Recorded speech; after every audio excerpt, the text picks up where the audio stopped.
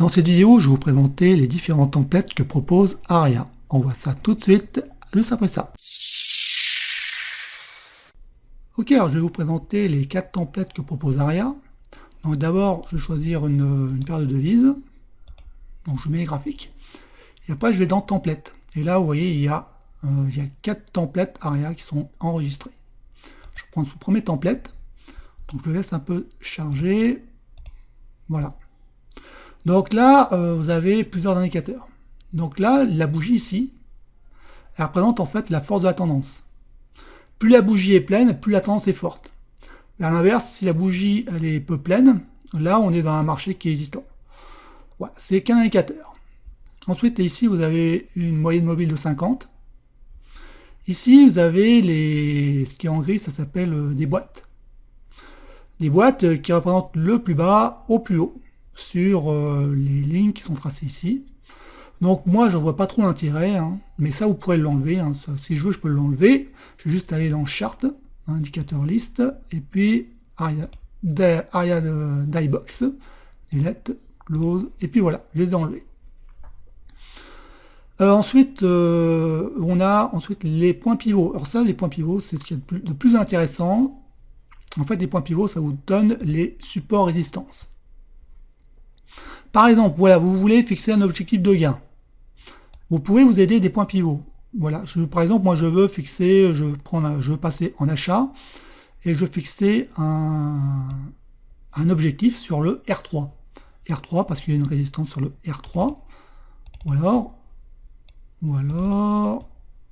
le R4 ou même le R5. A l'inverse, les stop loss, on peut les placer sur les S1, S2, S3, qui représentent en fait des supports potentiels. Hein.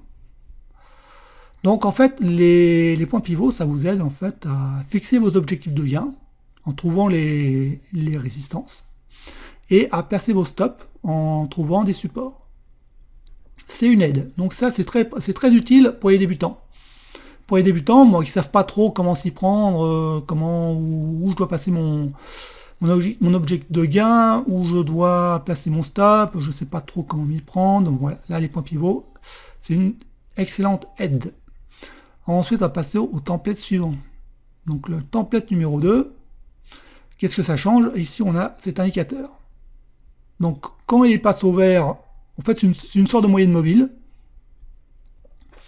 qui est vraiment très courte.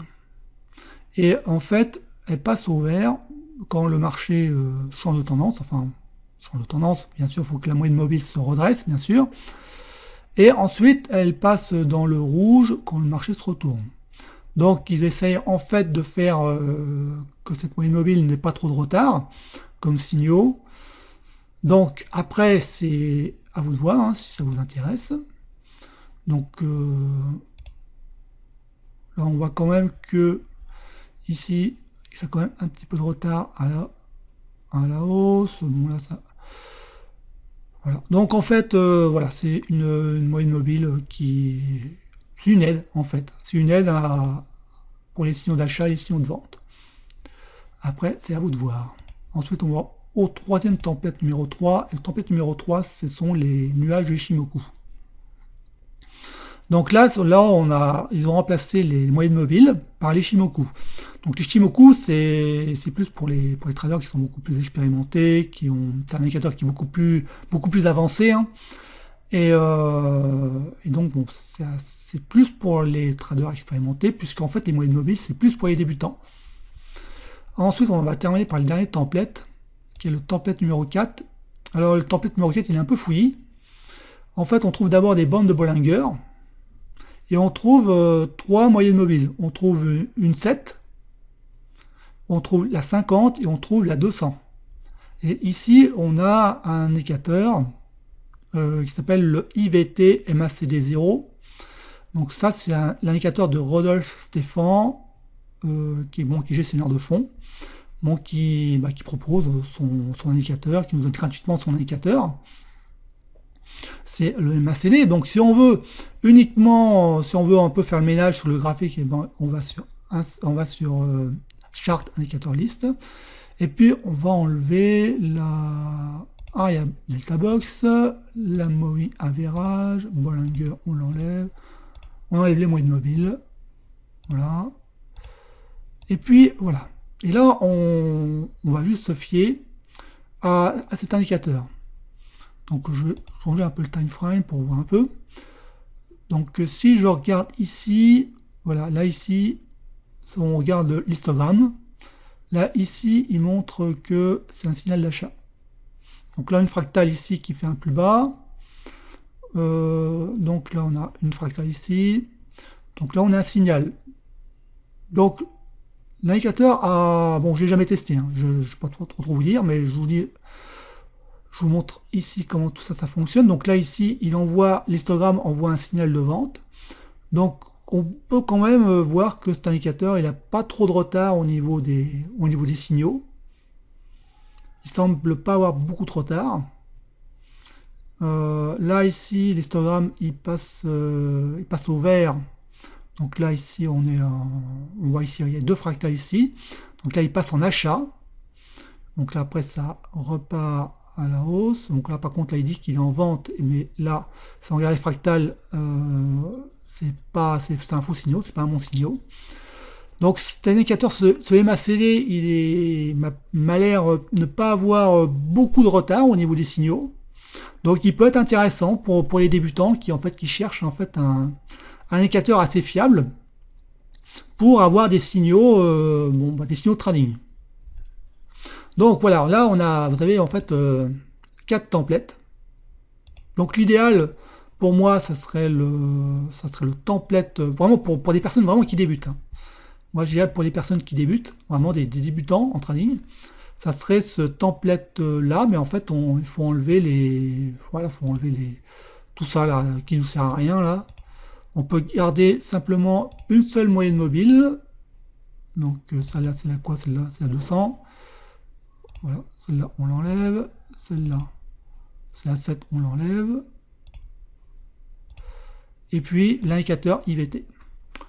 Et là, on a vraiment des outils qui sont plutôt précis, puisque là, vous pouvez fixer vos stop loss ou alors vos objectifs de gain de take profit si vous êtes en vente. Et puis là, vos objectifs de take profit si vous êtes en achat. Là, ici, on a des signaux de trading, des signaux avec le MACD qui a pas trop de retard, si on se fie bien au fractal, ici. Et là, on a une moyenne mobile qui nous donne la tendance de fond. Donc, personnellement, pour moi, c'est le template le mieux adapté pour les débutants. Et pour les personnes qui sont davantage, les traders qui sont davantage expérimentés, eh bien, le template numéro 3, voilà, le template numéro 3 où il y a Ishimoku, et on peut remplacer en fait les bougies par des... en fait, ça dépend si vous faites du scalping. Remplacer les bougies par des bougies Eikenashi et puis enlever la box qui ne nous sert à rien du tout là. Et là, on a un template qui peut être qui est plus adapté pour des traders plus expérimentés. Donc, il faut aussi savoir que Aria propose une formation de trading qui est très bien faite, hein, j'ai pu la voir. Et qui s'adresse surtout aux débutants parce que ça s'adresse surtout au grand public. Mais la formation en fait vous apprend réellement comment gagner avec Aria, quoi. Comment gagner, quelles sont les erreurs à ne pas faire, qu'est-ce qui marche pas, et c'est bien expliqué. Donc voilà, c'était pour vous montrer les différents templates que propose Aria. Vous pouvez aussi avoir votre propre template, vous pouvez créer votre propre template en utilisant les indicateurs qui vous sont proposés. Et puis voilà, je vous dis à bientôt pour une autre vidéo.